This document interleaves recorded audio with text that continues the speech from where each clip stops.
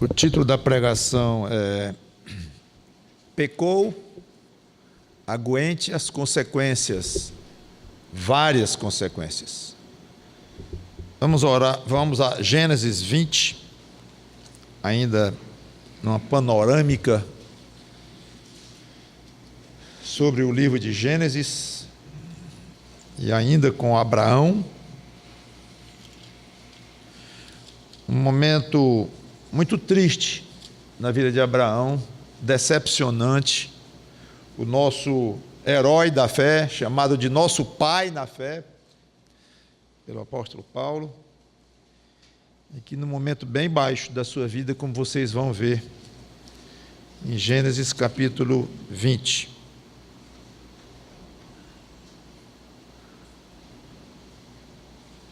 Partindo Abraão dali para a terra de Neguebe, habitou entre Cádiz e Sur e morou em Gerar.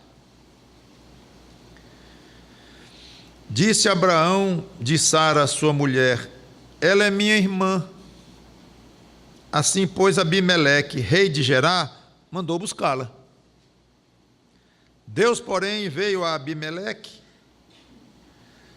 em sonhos de noite e lhe disse: vais ser punido de morte por causa da mulher que tomaste, porque ela tem marido. Ora, Abimeleque não a havia possuído, por isso disse: Senhor, matarás até uma nação inocente? Não foi ele mesmo que me disse: é minha irmã? E ela também me disse: ele é meu irmão. Com sinceridade de coração e na minha inocência foi que eu fiz isso. Respondeu-lhe Deus em sonho: bem sei que com sinceridade de coração fizeste isso. Daí o ter impedido eu de pecares contra mim e não te permiti que a tocasses. Agora, pois, restitui a mulher a seu marido, pois ele é profeta, e intercederá por ti, e viverás. Se, porém, não lhe restituíres, sabe que certamente morrerás, tu e tudo que é teu. Levantou-se Abimeleque de madrugada e chamou todos os seus servos e lhes contou todas estas coisas, e os homens ficaram muito atemorizados. Então chamou Abimeleque a Abraão e lhe disse: que é isso que nos fizeste? Em que pequei eu contra ti para trazeres tamanho pecado sobre mim e sobre o meu reino? Tu me fizeste o que não se deve fazer. Disse mais Abimeleque a Abraão: que estavas pensando para fazeres tal coisa? Respondeu Abraão, e aqui quase podemos acrescentar, olhando para baixo, falando baixinho, encabulado, constrangido, sem graça, talvez morto de vergonha. Certamente, então voltando, eu dizia comigo mesmo: certamente não há temor de Deus neste lugar, e eles me matarão por causa da minha mulher. Por outro lado, ela de fato é também minha irmã, filha de meu pai e não de minha mãe, e veio a ser minha mulher. Quando Deus me fez andar errante da casa de meu pai, eu disse a ela: este favor me farás. Em todo lugar em que entrarmos, dirás a meu respeito: ele é meu irmão. Então Abimeleque tomou ovelhas e bois e servos e os deu a Abraão e lhe restituiu a Sara, sua mulher. Disse Abimeleque: a minha terra está diante de ti, habita onde melhor te parecer. Era perto da faixa de Gaza, conhecida hoje, essa região aqui. E a Sara disse: dei 1000 siclos de prata a teu irmão. Será isto compensação por tudo quanto se deu contigo, e perante todos estás justificada. E orando Abraão, sarou Deus Abimeleque, sua mulher e suas servas, de sorte que elas pudessem ter filhos porque o Senhor havia tornado estéreis todas as mulheres da casa de Abimeleque, por causa de Sara, mulher de Abraão. Vamos orar. Santo Deus, nosso bom Pai, obrigado por esta história, que é proporcional ao tamanho do constrangimento que Abraão causou aqui, do tamanho do erro dele, do pecado dele, é proporcional à quantidade de lições que nós temos, tanto que pretendemos tomar 2 pregações para falar do que aconteceu aqui. Nos orienta, nos ilumina e nos ajuda a aprender estas coisas para a nossa vida. Em nome do Senhor Jesus Cristo. Amém. Curioso é que é a 2ª vez que isso aconteceu. Eu nem li, lá em Gênesis 12, quando ele esteve no Egito, ele fez a mesma coisa. Não precisa ir para lá agora, você vai se desviar sua atenção, mas ele fez a mesma coisa com Faraó, e foi parecido, não igual. Eu não vou contar as diferenças, porque vamos tomar tempo, mas basicamente a mesma coisa. É impressionante. Uma situação melindrosa e constrangedora. O erro dele, vamos ver o erro dele, a causa e as consequências. Ele disse uma meia mentira. Essa que é a verdade. É melhor do que dizer que disse uma meia verdade, porque uma meia verdade é igual a uma meia mentira. Você pega metade de um e faz a outra metade, claro. Para esconder o fato de que Sara era sua esposa. Ela de fato era irmã dele, ou meia-irmã, como ele colocou aqui. Só que o fato de ser esposa era algo muito mais significativo do que ser meia-irmã, óbvio. É algo mais forte, mais importante a ser considerado. E a 2ª vez, não aprendeu ou não quis aprender a lição da primeira vez, lá com Faraó. A causa, mais uma vez, constrangimento na história. Medo de morrer. Ponto. Só isso. Medo de morrer. Não tinha outro motivo. Então nós vemos aqui uma fé ainda muito fraca. Mas certamente em desenvolvimento. E detalhe, Deus havia prometido para ele uma descendência e muitas bênçãos. Como é que Deus iria permitir que Abraão fosse assassinado por causa da mulher de quem nasceria o filho da promessa? Então Abraão ainda contava com uma particularidade importantíssima. Ele era super protegido. Ele tinha uma promessa de Deus sobre ele. Ainda tem esse aspecto que eu não gosto nem de considerar muito, porque nós não temos esse aspecto. Nós não temos essa particularidade de termos uma promessa específica para a nossa vida aqui na terra. Praticamente não temos promessa nenhuma, a não ser uma promessa geral a todos os crentes, de que Deus está conosco, Deus nos protege quando Ele quer, Ele nos dá paz no coração, nem sempre paz exterior, externa ao nosso redor, e sempre uma promessa para todos nós, não uma promessa para mim especificamente, ou para você, não temos isso, não é assim que Deus tem operado, normalmente, naturalmente. Mas Abraão tinha esse privilégio, e isso aumenta a fraqueza dele, coitado. As consequências nós vamos ver algumas. Antes deste episódio, como nós vimos, Abraão fizera a Sara um pedido constrangedor. Vimos no versículo 13, quando ele disse para a mulher: este favor me farás.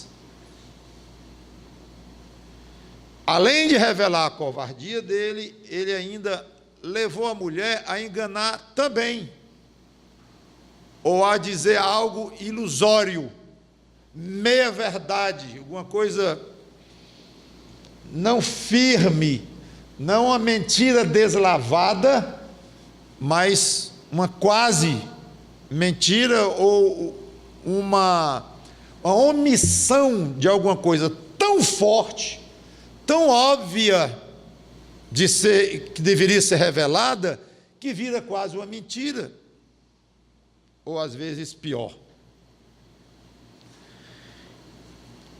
E Sara entrou nisto. Parece que perdeu uma boa oportunidade de dar uma lição moral, espiritual ao marido, mas a relação marido e mulher é bem diferente da que nós temos hoje como conceito. Chamavam na época os maridos de meu senhor. Então, esse pedido de Abraão pode ter sido quase como uma ordem para ela. Talvez não tivesse muita liberdade de dizer, não, vou fazer isso não, e não sei. Eu sei o seguinte, que ele levou a mulher a tropeçar, a errar, e a se expor ela própria a um constrangimento horrível, de ser levada para o harém de um faraó, lá no Egito, da qual ela saiu. Lá, inclusive, não diz que faraó não a tocou. Aqui diz que Abimeleque não a tocou. Nós ficamos a imaginar. Não gosto nem de pensar na possibilidade de faraó tê-la conhecido mesmo sexualmente. Não diz lá. Espero pensar que não, que Deus poupou Sara deste terrível constrangimento, muito pior ainda do que o fato de ser levada, mas ser consumada a relação. Certamente que não é que faraó ou Abimeleque agora, depois, eram homens solteiros e desejosos para se casarem, todos assim, não, eles tinham haréns. Na época, todo mandatário, ou rei, ou de um lugar, o que mandava no lugar, tinha muitas mulheres à disposição. E às vezes demorava a mandar chamar a mulher, que foi levada para o harém, passava por um processo. Obviamente isso variava muito de lugar para lugar, cultura para cultura, do tamanho do reinado de alguém. Era algo muitíssimo complicado naquele tempo de reis poderosos, mesmo ricos. Os haréns deles, inclusive, incluía aliança política. Era muito complicado esse assunto. Não quer dizer porque foi levada para o palácio de faraó ou de um rei, que imediatamente foi levada à presença dele, não, podia passar meses. Então, lição para nós, consequência do pecado de Abraão, levou Sara a pecar também, e nós corremos o risco de, por causa de uma falha nossa, de um pecado nosso, levar alguém a pecar também. E isso é grave diante de Deus. Vou ler só uma passagem, Romanos capítulo 14, versículo 15, quando fala da gravidade do tropeço. Romanos 14, mas já abri aqui em 1 Coríntios, eu iria ler também, 1 Coríntios 8, 10 a 12, quando diz, eu posso ler só, 1 Coríntios 8, 10 a 12, porque se alguém te vir a ti, que és dotado de saber à mesa em templo de ídolo, não será a consciência do que é fraco induzida a participar de comidas sacrificadas a ídolos? E assim, aí vem a conclusão, ou a moral do que Paulo está dizendo, por causa do teu saber, perece o irmão fraco pelo qual Cristo morreu. E deste modo, pecando contra os irmãos, golpeando-lhes a consciência fraca, é contra Cristo que pecais. Então, agora, Romanos capítulo 14, versículo 15. Se por causa de comida o teu irmão se entristece, já não andas segundo o amor fraternal. Por causa da tua comida, não faças perecer aquele a favor de quem Cristo morreu. Se perecer não é morrer, não. Fazer a pessoa morrer por isso não é bem. É se estragar, se contaminar de alguma forma. Então, a atitude de Abraão levou diretamente Sara a tropeçar e a se prejudicar profundamente também. Consequência do pecado. Segunda consequência, Abraão ficou sem a mulher. Tudo bem, a mentira, ou a quase mentira, era para que ele não morresse, não perdesse a vida. De fato não perdeu a vida, mas perdeu a mulher. Não sei se ele contava com isso, se ele não contava com isso. Difícil justificar Abraão, porque se ele não contava com isso, na primeira ocasião, no caso de Faraó, ele teria dito: esse plano não presta não, porque eu vou ficar sem minha mulher, não dá certo. Eu não tinha pensado nisso. Eu pensava apenas que, ao dizer que ela era minha irmã, não ia me matar porque ela era minha mulher, mas não sei. Mas na segunda vez, já que tinha acontecido a primeira com Faraó, e é óbvio que o perigo era grande, então ficou sem a mulher dele. O que eu quero dizer é que a tentativa errada de evitar um problema chamou outro problema. E esse é um ponto clássico nessa questão de pecado. Quando pecado nunca vem só, é algo muito repetido, muito falado, muito visto. Então, às vezes a gente pensa que encontrou uma boa justificativa, uma boa desculpa para pecar e fazer uma coisa, e às vezes pode até parecer que vale a pena certos pecados, mas é ilusão. Abraão entrou numa situação muito ruim, talvez pior. Eu acho que muitos maridos prefeririam morrer do que ter sua mulher tirada de si e entregue a outro homem. É terrível imaginar isso.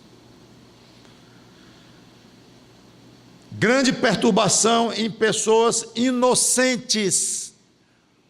Porque no caso de Sara, embora fosse constrangedor para ela o que aconteceu com ele e tudo, ela mentiu, entrou na mesma trama de Abraão, quando disse, não foi só ele que disse para Abimeleque, ela é minha irmã.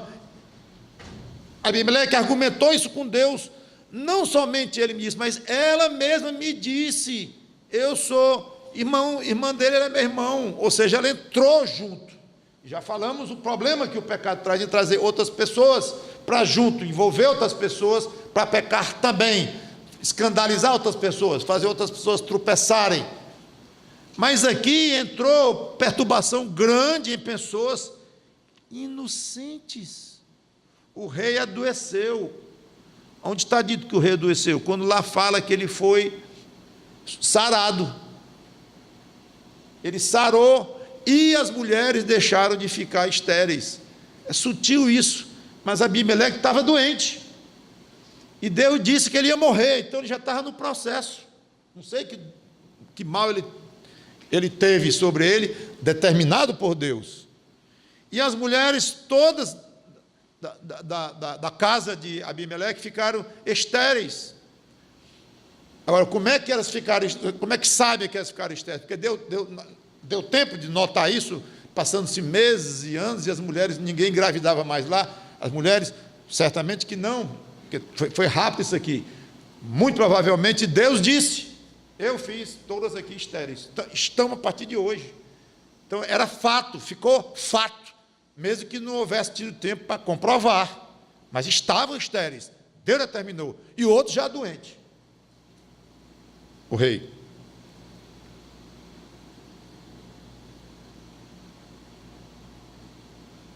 Uma das terríveis consequências do pecado é envolver pessoas que não têm nada a ver com o caso. É terrível isto.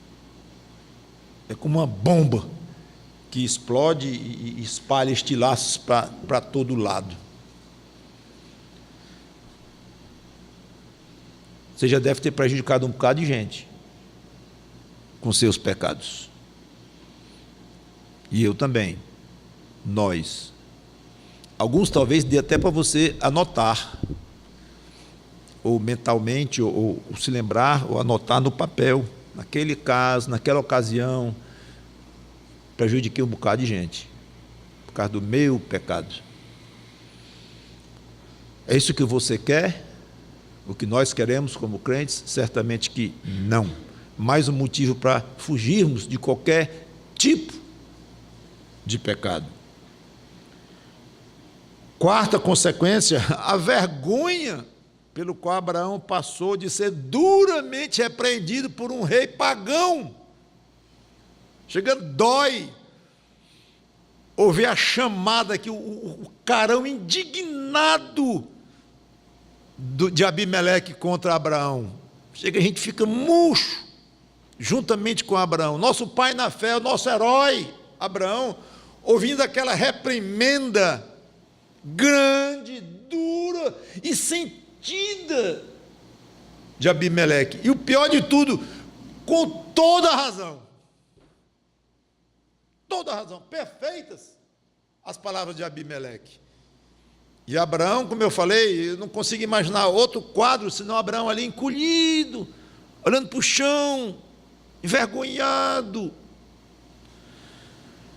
Isso era papel para o homem escolhido por Deus, para dele fazer uma grande nação e ser uma bênção para todas as nações do mundo, ser o canal para Deus levar a salvação, levar o Salvador do mundo. O homem, o patriarca, o grande Abraão. Que papel, Abraão, você fez aqui, e por onde você teve que andar como consequência. Todo crente tem seus defeitos, tem seus pecados internos. O coração ainda não foi 100% purificado, infelizmente. Já foi perdoado e justificado diante de Deus, a ponto de a justiça de Deus não mais ver pecado no sentido de vida eterna, de condenação, de aprovação para o céu. Isso aí está resolvido. Mas nós ainda pecamos, ainda temos nossos defeitos lá dentro do coração, sabemos disso. E lutamos contra isso. Mas o crente deve evitar que esses defeitos, esses pecados, eles extrabordem para a sua vida visível. Ele tem que segurar, tem que controlar, orar diante de Deus, tratar dos seus pecados, das suas inclinações ruins, mas ele precisa lutar para não passar do coração para as ações, para as atitudes, da onde vem o famoso mau testemunho, escândalo. O que é isso? É um pecado que extravasou, o pecado estava lá dentro. Não tem nenhum escândalo na vida de crente que já causou algum escândalo que não tenha começado de dentro do coração dele, nenhum. Então, passou. E esse é o ponto que precisamos estar atentos. Não é fingir que não somos pecadores, não é negar, não é sermos hipócritas. Eu sou o santinho, não é este o ângulo. Mas, ao mesmo tempo que reconhece ser pecador, reconhece que luta contra a sua carne, ao mesmo tempo mostra que essa luta está sendo levada a sério e apoiada pelo Espírito Santo e levando de uma maneira visível uma vida correta de alguém que se confessa pecador. Mas não é porque se confessa pecador que anda pecando para todo lado, dizendo, está vendo? Eu sou coerente, ó. Eu digo que sou pecador e peco. Hipócrita eu não sou. Tem uma coisa que ninguém vai me acusar de hipócrita, porque eu peco para todo mundo ver. Não faço isso não. Paulo se chamou do maior dos pecadores. Será que Paulo era o maior dos pecadores públicos? O maior dos crentes que já causaram escândalo neste mundo? Não. Ele dizia uma coisa, e que lutava contra aquele pecado, e mostrava o procedimento de alguém que estava lutando e estava vencendo com a graça de Deus. Cuidado com o aspecto público, visível dos seus pecados. Paulo ficou indignado quando soube que os irmãos da igreja de Corinto estavam levando as suas brigas para a justiça público. Vocês são um corpo tem seus problemas, resolvam aí dentro, resolvam aí seus problemas, suas dificuldades. Eu sei, são todos pecadores, eu sei que às vezes trabalham, eu sei que há problema, há discussão, mas dentro da igreja procure levar alguém da própria igreja, os anciãos, pastores, para resolver isto. Um crente da mesma igreja levando o outro para a justiça, tornando público alguma coisa. Isso é uma vergonha para o Evangelho. Ele diz, é um fracasso para vocês. Então, o que mais dá pena é ver o pecado de Abraão exposto aqui de uma maneira tal e que ele foi duramente repreendido por um não crente, um não fiel a Deus na frente de todo mundo. Com certeza é muito ruim para o Evangelho quando um professor não crente repreende um aluno crente porque está colando na prova, na frente de todo mundo, e todo mundo sabe que ele é crente. Vergonha. Quando um sargento incrédulo pune um soldado crente por má conduta, uma vergonha ao Evangelho. Como foi uma vergonha o que aconteceu com Abraão aqui. Por fim, nesta pregação de hoje, ele foi obrigado a confessar publicamente a sua fraqueza na frente de um povo estranho. É quase uma continuação do constrangimento da quarta consequência, essa é a quinta. Tudo bem, a confissão de Abraão foi honesta, foi correta, mas bem melhor que não tivesse havido o erro, especialmente o erro repetido, como eu falei. Primeira vez com o faraó no Egito, e agora a segunda vez com Abimeleque, ali perto do que hoje nós conhecemos como faixa de Gaza. Abraão perdeu uma grande oportunidade de dar um testemunho bonito, de confiança em Deus. Esta mulher bonita que é tua mulher, é. E há um problema aí que eu não vou nem entrar, da idade de Sara, que já estava avançada aqui nesse caso.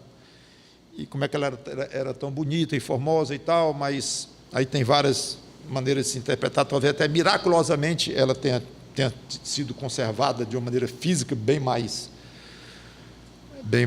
de uma maneira mais, que Deus colocou diretamente sobre ela algum tipo de condição assim, e tem algumas outras teorias que eu não vou entrar em detalhe. Mas ela não era uma mulher novinha e seus 20, 30 anos, não. Agora, viveu muitos anos, viveu mais de 100 anos, como Abraão também, então era um pouco diferente a noção que a gente tinha hoje de uma pessoa com 90 anos de idade, e numa época em que se vivia 160 anos de idade. Então, quando se estava com 80, 90, estava no meio da vida. Então, há muitas considerações, mas apenas para que vocês saibam que tem essa pequena dificuldade aí e não imaginar uma mocinha de 20, 30 anos, não. Mas era uma mulher bela, sim, atraente, sim, isso é dito lá com o faraó. Aqui não falou mais nesse detalhe. Então, o fato é que, seja como for, mesmo chegando na terra prometida, anos antes, algumas décadas antes, ela é o que sua, essa mulher bonita aqui, minha mulher. E acabou-se. Acabou-se. Se matassem Abraão, mataram.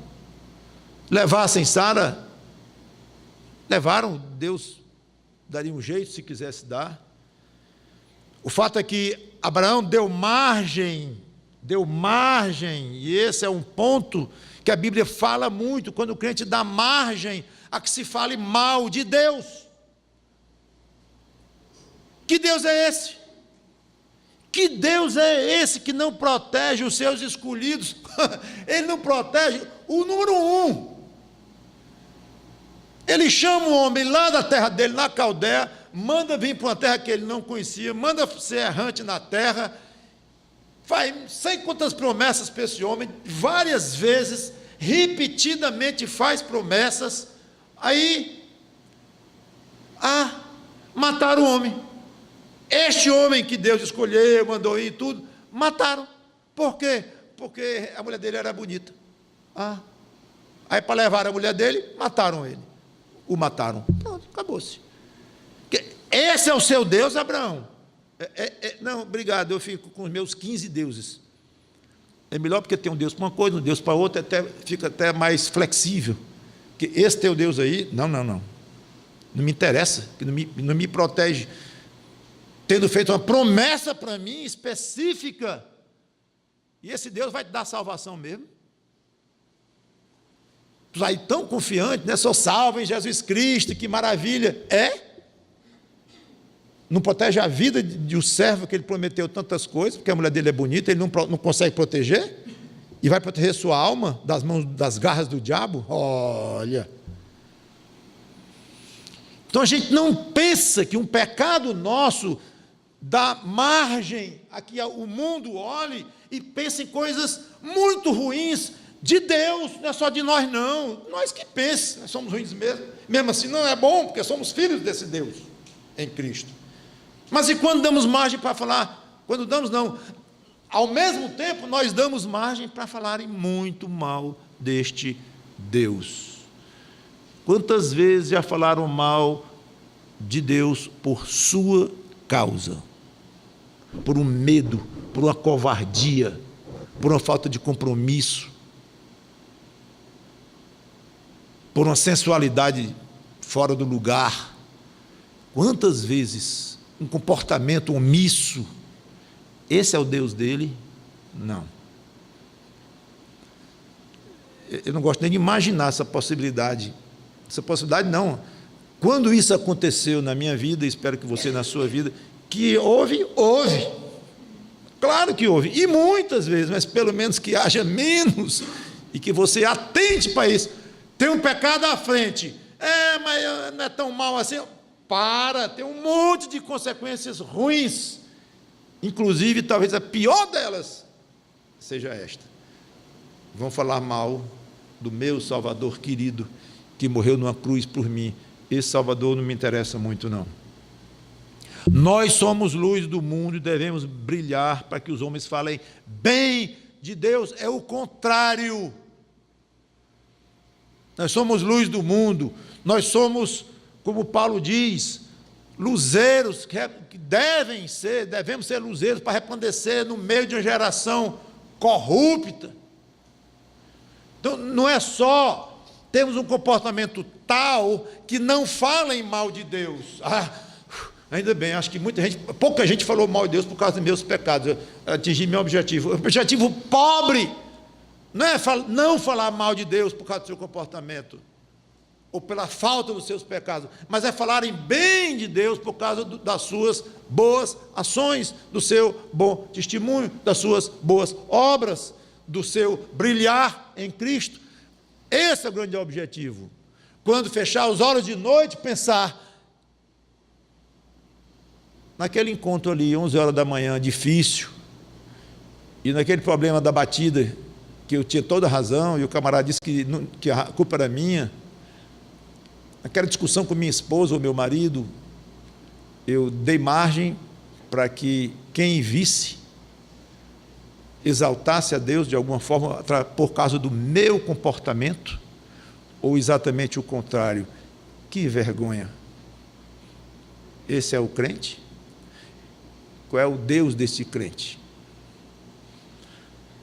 Na próxima pregação eu coloquei aqui consequências sobre Abraão e lições para nós, mas eu ainda quero algumas lições adicionais na próxima semana. Vamos orar. Obrigado, Senhor Deus, por Abraão, por tudo que ele representa no teu plano e pelas demonstrações de fé que ele deu, de obediência a ti. E obrigado também pelas lições negativas, pelas fraquezas e fragilidades dele, porque nos servem como lição.